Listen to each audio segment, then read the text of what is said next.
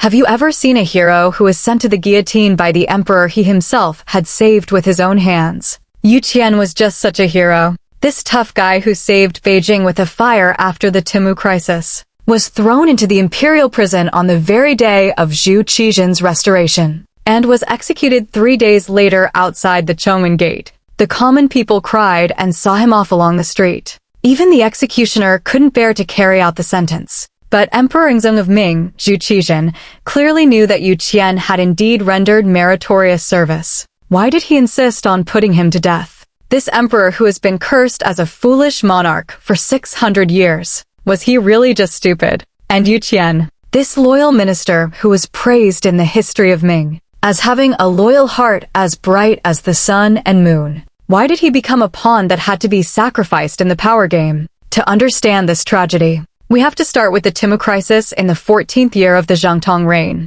That changed the fate of the Ming Dynasty. Zhu Qizhen personally led an expedition against the Oirats and was captured. The elite 50,000 Ming troops were completely wiped out. Esen's cavalry was about to flatten Beijing. In the court, the likes of Xu Youzhen called for moving the capital southward. But Yu Qian stopped them with his sword drawn, shouting, "Those who dare to suggest moving the capital southward shall be beheaded." He persuaded Empress Dowager Sun overnight and enthroned Zhu Qizhen's younger brother, Zhu Qiyu, as the emperor. Meanwhile, he took charge of the defense as the Minister of War. To cut off Esen's idea of using the emperor as a hostage, he even declared that the country is of utmost importance and the emperor is of secondary importance. These words saved the Ming Dynasty, but also sowed the seeds of his own doom. In the battle for the defense of Beijing, Yu Qian became a war god. He rushed the grain stored in Tong'o into the city, so that the soldiers could fight with full stomachs. He reorganized the 3 major camps in the capital into 10 regiments,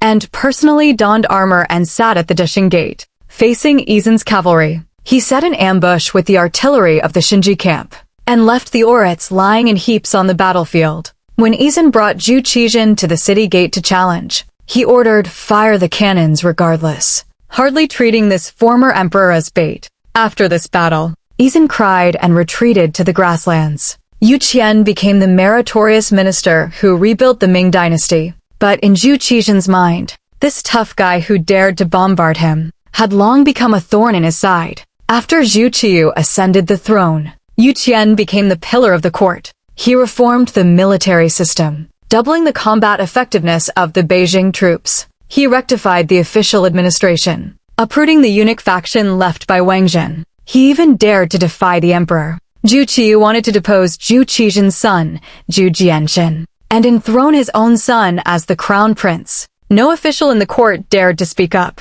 Only Yu Qian stood up to oppose it, angering Zhu Qiyu so much that he threw down his red ink brush. But it was precisely this unyielding nature that made him offend 2 types of people. One type was the nobles he had suppressed. For example, Shi Heng was demoted by him for a military defeat. The other type was the petty people who wanted to rise through speculation. For example, Xu Youzhen had been bitterly reproached by him for suggesting moving the capital southward and had held a grudge ever since. After Zhu Qizhen was released and returned, Yu Qian's position became even more delicate. He neither sided with Zhu Qiyu to persecute Zhu Qizhen, nor secretly colluded with the southern palace. He always stood on the side of the Ming Dynasty. Zhu Qiyu imprisoned his brother in the southern palace. He didn't oppose it. When the court officials proposed to improve Zhu Qizhen's treatment, he didn't stop it either. This non-stick attitude was the most dangerous in power struggles. Zhu Qiyu thought he wasn't loyal enough. Zhu Qizhen thought he had forgotten his old master. He offended both sides, but he himself was completely unaware of it, still busy with building water conservancy projects and training the army, thinking that as long as he had a clear conscience, he could live a stable life. On the night of the coup of restoring the throne, Shi Heng and Xu Youzhen led their personal troops to break open the gate of the southern palace. Zhu Qizhen was so scared that he thought they had come to kill him. Only when he heard clearly that they wanted to restore him to the throne did he tremblingly put on the dragon robe. These people dared to take the risk because they were certain that Yu Qian would oppose it. As long as Yu Qian was alive, their merit of enthroning the emperor would not stand, and they might even be accused of rebellion. Xu Youzhen's words woke Zhu Qizhen up. If Yu Qian is not killed, this act will be nameless. Meaning that, without framing Yu Qian as a treacherous minister, there was no way to prove the legitimacy of Zhu Qizhen's restoration.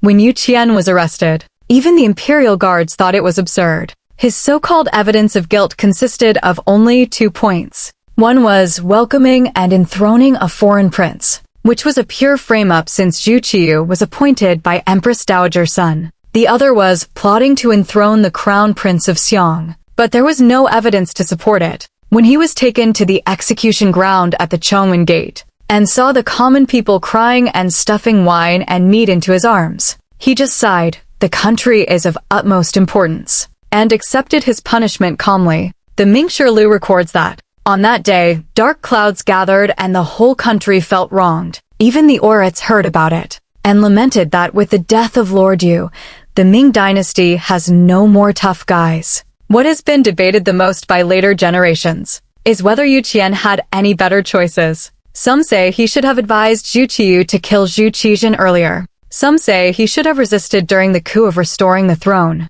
But a review of historical materials reveals that his tragedy lay precisely in being too unyielding. He didn't understand that politics requires compromise, and that one should leave a way out for oneself. Shi Heng once recommended Yu Qian's son for an official position, but was sternly rejected by him. Xu Youzhen wanted his help to get his job back, but was publicly reproached by him. These people later became the main forces in killing him, and Zhu Qiyu, whom he trusted, couldn't protect him at all when he was seriously ill. Zhu Qizhen killed Yu Qian, not because he was stupid. He might have known that Yu Qian was innocent, but as a restored emperor, he had to use Yu Qian's blood to cleanse the court. First, to intimidate those who supported Zhu Qiyu. Second, to give an account to Shi Heng, Xu Youzhen, and other meritorious ministers. Third, to completely deny the legitimacy of the Jingtai reign, and prove that his own restoration was ordained by heaven. It wasn't until 8 years later, when Shi Heng and Xu Youzhen were toppled due to their mutual infighting, that he issued an edict to rehabilitate Yu Qian, saying that Yu Qian had indeed rendered meritorious service. But by then, it was all too late. Yu Qian's life became a mirror for idealists. He was so honest that there was no extra wealth in his family. When his family was searched, only the dragon robe and sword bestowed by the emperor were found. He was so unyielding that he never held back his words, knowing that he would offend people. He still insisted on his principles. In the end, this passionate blood was truly shed on the Beijing city that he had vowed to defend with his life, and he became a sacrifice in the power struggle. Now, in the Yu Qian Ancestral Temple by the West Lake in Hangzhou, there still hangs a poem he wrote. "I fear not breaking my bones and crushing my body. I only want to leave my integrity in the world." These lines were both his self-confession and his curse. In an era when imperial power was above everything else, integrity could sometimes be an original sin. What Zhu Qizhen killed was not just one Yu Qian, but the ideal that the country is of utmost importance and the emperor is of secondary importance. What Yu Qian proved with his life was perhaps what Hai Rui later lamented. In this dynasty, among the high-ranking officials, only Lord Yu is the one who left no extra wealth after his death. But this integrity came too heavily and too sorrowfully.